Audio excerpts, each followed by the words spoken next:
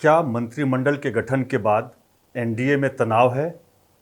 क्या विभागों के बंटवारे ने एनडीए में असंतोष के बीज बोए हैं? क्या मोदी सरकार सभी मित्र दलों को साथ रख पाने में कामयाब रहेगी? क्या मोदी सरकार पूरे 5 साल तक चल पाएगी? ये कुछ ऐसे सवाल हैं जो नई सरकार के गठन के बाद से सियासी गलियारों में तैरने लगे हैं। ये सवाल कितने गंभीर हैं और क्या सचमुच गठन के साथ ही केंद्र की नई सरकार पर संकट के बादल मंडराने लगे हैं? कर्तव्य पथ में आज इसकी बात। नमस्कार, मैं हूं रविशंकर प्रसाद। नई सरकार के गठन के बाद भले ही एनडीए के कुछ घटक दल खुलकर कुछ नहीं बोल रहे हों, लेकिन उनकी भावभंगिमा वैसी नहीं रही जैसी चुनाव से पहले और प्रचार के दौरान थी। इन दलों के आपसी तालमेल में कुछ केमिकल लोचा दिखा, जिसका असर फिलहाल महाराष्ट्र में बीजेपी के मौजूदा साथी एकनाथ शिंदे वाली शिवसेना और अजित पवार वाली एनसीपी पर नजर आया। चूंकि गठबंधन सरकार के दौर में यह संक्रामक बीमारी की तरह होती है, इसलिए इन पार्टियों के बदले बदले तेवर लोगों का ध्यान खींचने लगे।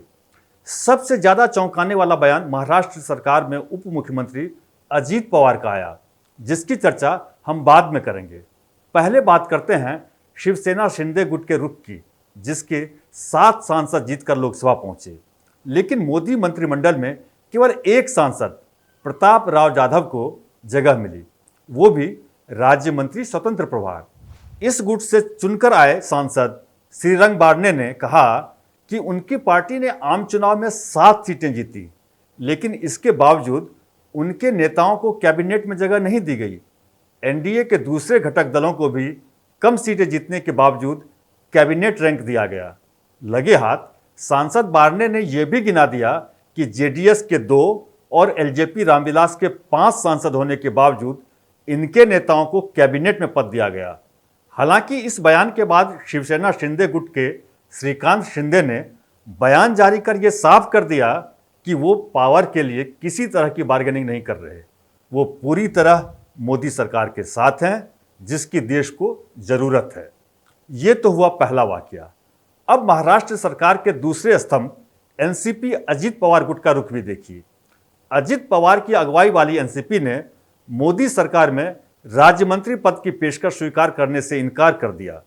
महाराष्ट्र में 4 सीटों पर चुनाव लड़ने वाले इस गुट का केवल एक सांसद ही लोकसभा पहुंच पाया।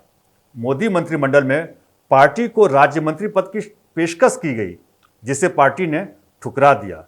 बताया गया कि पार्टी प्रफुल्ल पटेल को मंत्रिमंडल में शामिल कराना चाहती थी।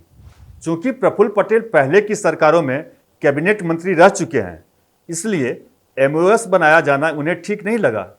इस दलील को बीजेपी ने भी माना और एनसीपी से कुछ दिन इंतजार करने के लिए कहा, जिसके लिए अजित पवार तैयार हो गए।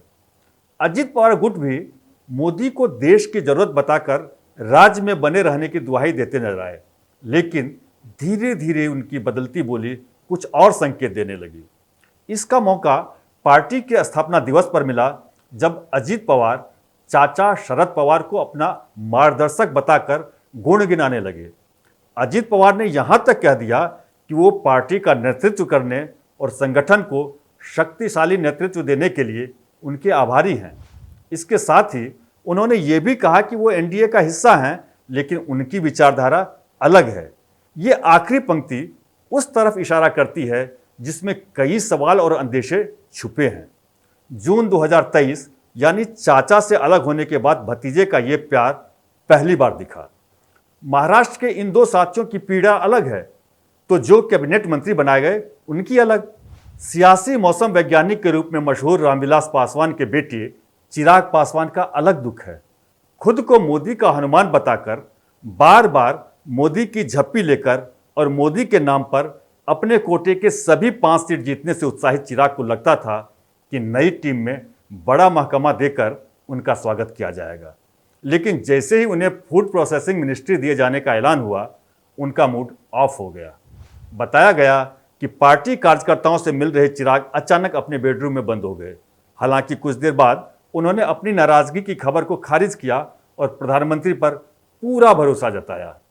अब नीतीश कुमार की जेडीयू और चंद्रबाबू की टीडीपी 4 की जगह महज 2-2 मंत्रालय मिलने से कितनी खुश है, इस पर दोनों तरफ से खुलकर कुछ नहीं कहा जा रहा। लेकिन बीजेपी के खेमे के सांसदों की जो प्रतिक्रियाएं सामने आ गई, उस पर सफाई आने के बावजूद लोग हैरान हैं। सबसे पहले केरल में बीजेपी का खाता खोलने वाले सुरेश गोपी के मंत्री रहने या न रहने को लेकर कंफ्यूजन फैला। शपथ लेने के बाद उनका एक बयान आया जिसमें कहा गया कि मैंने मंत्री पद नहीं मांगा था और उम्मीद है कि जल्द ही पद से मुक्त कर दिया जाएगा। मैं सांसद के तौर पर त्रिशूर के लोगों के लिए काम करूंगा। बाद में सुरेश गोपी ने एक्स पर सफाई दी कि ये खबर गलत है कि मैं मंत्रिपरिषद से इस्तीफा दे रहा हूं। पीएम मोदी के नेतृत्व में हम केरल के विकास और समृद्धि के लिए प्रतिबद्ध हैं। चलिए मान लेते हैं ये किसी तरह की गलतफहमी थी, तो अब दूसरी गलतफहमी से भी गुजरिए जो बीजेपी के ही एक दूसरे सांसद की तरफ से हुई। तिरुवनंतपुरम से करीबी मुकाबले में शशि थरूर से हारे राजीव चंद्रशेखर का एक्स पर एक पोस्ट आया जिसमें कहा गया कि आज मेरी 18 साल की पब्लिक लाइफ खत्म हो रही है। हालांकि कुछ देर में ही ये पोस्ट डिलीट कर दी गई। जवाब में दूसरा पोस्ट आया जिसमें कहा गया कि पहली पोस्ट एक इंटर्न ने की थी जिससे कन्फ्यूजन फैला। वो लिखना ये चाहते थे कि आज सांसद के रूप में मेरे 18 साल के और राज्य मंत्री के तौर पर 3 साल के कार्यकाल का अंत हो रहा है। बहरहाल कन्फ्यूजन के कोलाज में कब शक सच में बदल जाए और सच शक में कहा नहीं जा सकता, लेकिन हमारी नज़र इन सियासी हलचलों पर बनी रहेगी। इसलिए सबसे बाखबर रहने के लिए हमारे चैनल को सब्सक्राइब करें और अपनी राय कमेंट बॉक्स में ज़रूर दें।